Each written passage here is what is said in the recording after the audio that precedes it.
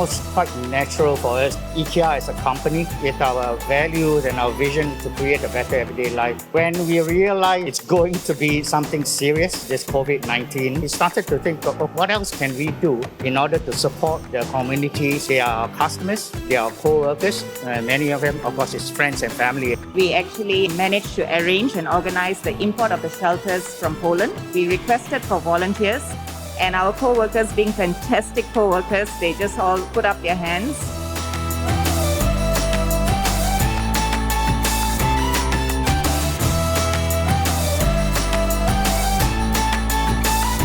I quickly volunteered to join because I really wanted to help and make a little bit of a difference. I'm very happy to be part of this IKEA Battle of Shelters. We got full support from our co-workers, from the management, from our logistic partners. We are very humbled to support the community and support the hospital needs.